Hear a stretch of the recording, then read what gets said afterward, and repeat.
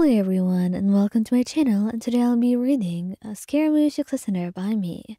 So let's get into it. Scaramouche really had no idea that you would actually be so distant. Just because he left you for a month of work. Nahida had asked him for help with a lot of things, which is something he was reluctant to do, as he felt like he was more useful for breaking things than actually helping them. But then again, she had insisted, and he had destroyed a lot of things in Sumeru. So, he'd been rather willing to help, even if he would never admit it. That meant that we were kind of neglected for a little bit, and a lot of your time together was gone, and you had barely seen him for an entire month, and that definitely did not help your relationship at all, considering that he was difficult by nature, and most of the time, he was not someone who was affectionate. There was no wonder that you missed him so dearly, and you felt very upset by the way that he suddenly left you behind, and so it was a little bit logical that you would do something to retaliate. You ignored him in return. You know it's childish in nature, but then again, he had never once stopped to check up on you, like he didn't care. But perhaps you only failed to consider that for him, 1 month, despite how long it could be, it was still 1 month out of 5 centuries. It was but a speck in the long lifetime of his own. For you, it translated differently. For him, it was a short amount of time. The time that he had to spend to do something else, and then he would be right back to your side, regardless of how much he missed you, regardless of how close he held you to his own heart. So of course you were playing this game of silent treatment as a way to punish him. But in a way, you were also hurting yourself. And yet, it felt like you just had to do this, just to see a reaction from him, to see what it would take for him to finally cave. At first he had talked to you normally, and tried to talk to you multiple times when you came back. But then when you ignored him, he got pouty too and upset. And so it continued for a while. Scaramouche, after all, was nothing if not stubborn. But eventually, he just didn't know what to do. He missed you too greatly, and had no idea how to deal with that feeling in his heart. That feeling of wanting and yearning for you, and not being able to have you in any way. Not when you were still so angry with him, in a way he didn't know how to deal with.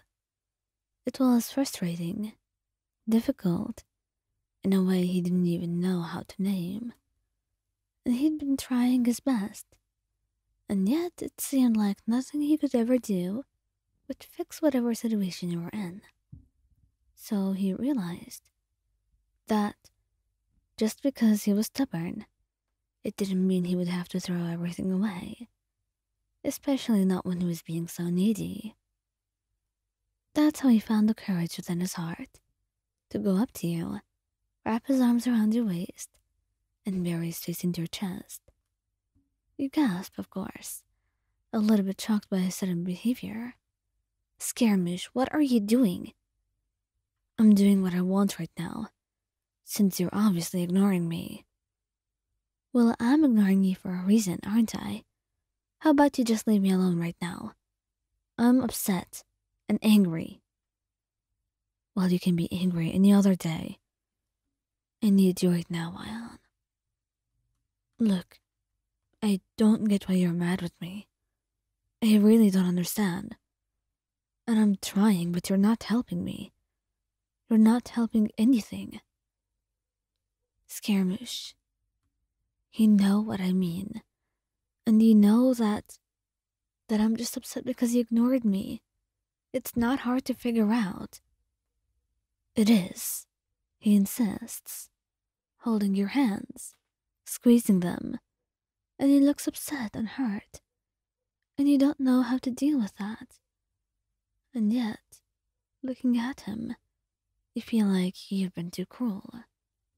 I wasn't trying to ignore you. When I went away, I was doing so because I had things to do, and I had to finish them. It's not because I didn't care about you. And the fact that I ignored you for that month, it's not because I didn't want you. It was simply because I didn't want to stay back. If I had caved, then I guess I wouldn't have been able to go on that whole month without just having you by my side. It also felt embarrassing. I know if I told Nahida, it wouldn't have been the same. But even then, I'm used to going by without you for long amounts of time.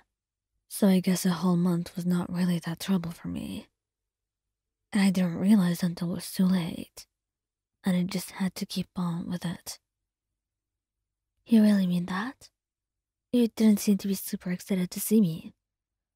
Well, I was trying not to be embarrassed, and yet you ignored me. You kept on ignoring me, Ryan. If you cared, you wouldn't have done that. So I thought you didn't want me around. That's not the case. But I guess it's my fault you thought that anyway. So, I'm sorry for misunderstanding you, Scaramouche. I really am. You are? Really? I mean it, you say. And he hugs you tighter, cuddling close to you. He really just wants to be near you, to be in your arms. All he wants right now is your attention, your love, and your affection. Nothing greater than that. That's all he wishes for. And as he snuggles closer, he smiles. And I'm sorry too, for not considering your feelings. I'll think about it better next time, if there will be one. But I promise you, I'm trying. I really am. It's a bit difficult for me, but I'm trying to be better for you, Ion. Just be patient with me. That's all I ask. You hesitate for a moment, looking at him and into his eyes. And you see nothing but sincerity and love in there. And you know, his words are true. Not that he ever lied to you when you started this relationship. He was honest since then. So you just held him close, nodding, and letting him be in your arms again. And you let out a sigh, feeling contentment in his body, warmth and love, flooding him. For he's finally in your arms again, just as he wanted to be.